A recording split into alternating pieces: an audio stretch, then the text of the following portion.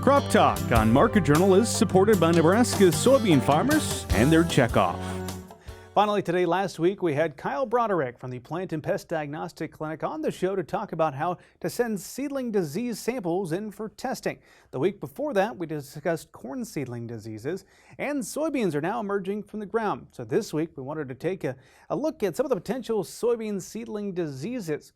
Earlier this week, we visited with Extension plant pathologist Dylan Mangel.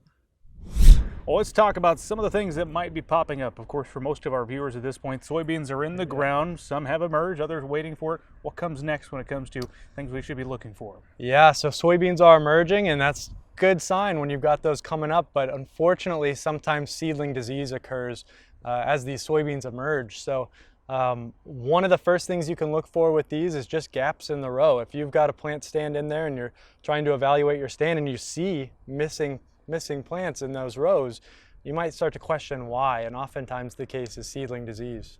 What are some of the seedling diseases most common for where we're at here in Nebraska? So there's several seedling diseases, and many of these are shared with corn. There's Pythium, Phytophthora, Fusarium, and Rhizoctonia. Those are kind of all going to show up in different soil types throughout the state, but you could really have all of them anywhere at this point. Have they been different in terms of pressure that they've been applying for producers over the years? What are some of the trends you're seeing in diseases? So really it comes down to what your field history is. A lot of times you'll get an area in a field where you've got a consistent problem, but across the whole state, one of the ones we've been seeing most is Phytophthora. So we'll get plants into the Plant and Pest Diagnostic Clinic here at UNL.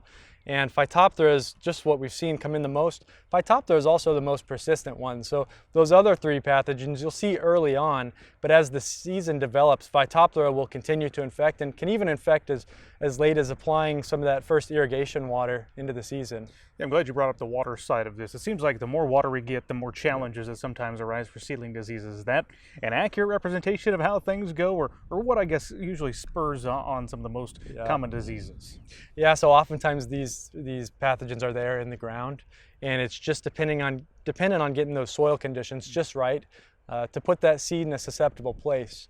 And it oftentimes comes with water. Cool temperatures and moisture are what'll do that, but you can get them in dry temperatures or in drier soils as well. So it just depends on the soil type, and often sandy soils will see some of these do even better without the water. So wet or dry, doesn't sound like they discriminate on that front. Okay, so you're out looking at some of your soybean fields as they're emerging. You notice a bit of a problem. Is it something you can look at and identify yourself, or does it have to be a sample sent in? It's really tough to identify these. So one of the things, if I see them out in the field, I always take them back to the lab, and you got to look at them up close to really see what you're dealing with and to verify it. And it's extremely important to actually verify exactly what you're dealing with, because the management responses are going to be specific to individual pathogens. So you want to make sure you know what that is so you can make those selections for your inputs next year.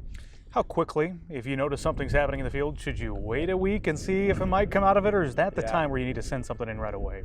Well, it's worth figuring out just so you know what it is in the future.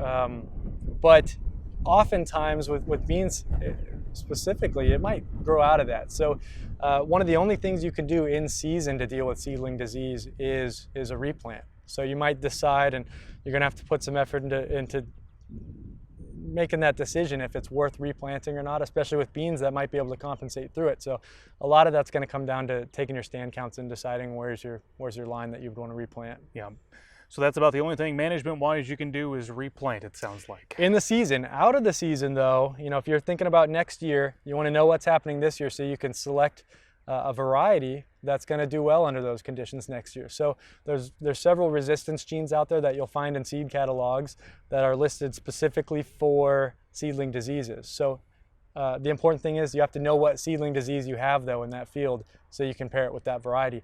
And then you can also pair that variety with an effective seed treatment. And seed treatments are also pathogen specific. So knowing what you have is important for that selection as well. All right, what else do you want to make sure we're aware of right now when it comes to seedling diseases, Dylan? Take the time and make the investment in scouting those and seeing if you've got them. It could save you, it might not be worth replanting this year, but it could save you next year if you can get a variety that's going to be resistant to that in there. Think about seed treatments, and if you're going to use one, pair it with a resistant variety to get that strongest effect. So that's seedling diseases. What's next for us? What should we be watching out for when it comes to our soybean crop? There's lots of things. You and I talked about it this winter of things that happen with soybeans in this region. But I guess what's the next thing you're going to be keeping an eye out for? Well, it really depends how much moisture we get and what kind of weather events we get. If we get high winds and damaged plants, we'd expect more bacterial pathogens show up. If we've got a little while until we get more moisture, we could see foliar pathogens really show up as the humidity increases.